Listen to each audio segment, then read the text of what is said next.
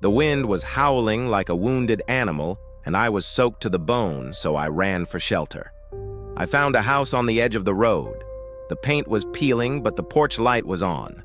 So I knocked, and a moment later, the door opened.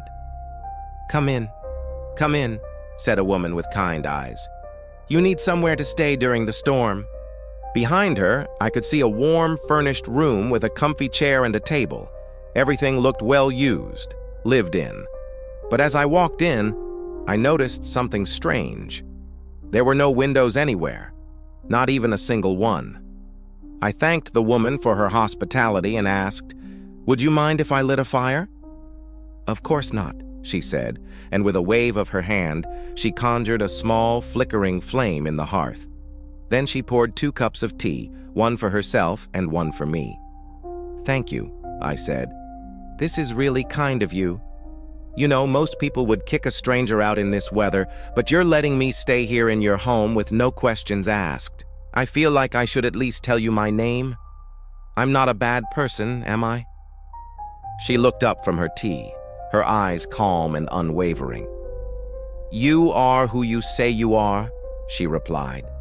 "And since you have nowhere else to go, I won't send you out into the storm."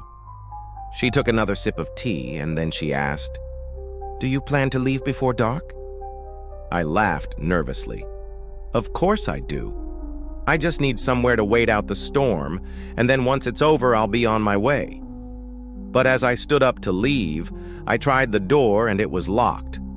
I turned back to the woman who now had a strange smile on her face. "What did you do?" I asked. "Why did you lock the door?" She didn't reply. Instead, she gestured for me to sit back down. "You should rest," she said.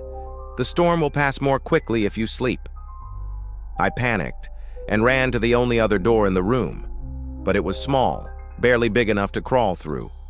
Above it hung a sign carved in wood. I read it. "Once inside, never outside." I looked back at the woman. Her smile had widened, revealing teeth that were just a little too sharp, a little too long. The room itself seemed to be subtly shrinking, the walls moving in, closing in on me. I backed away, my heart pounding in my chest.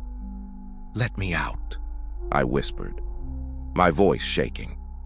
But the woman only smiled wider and beckoned for me to come closer.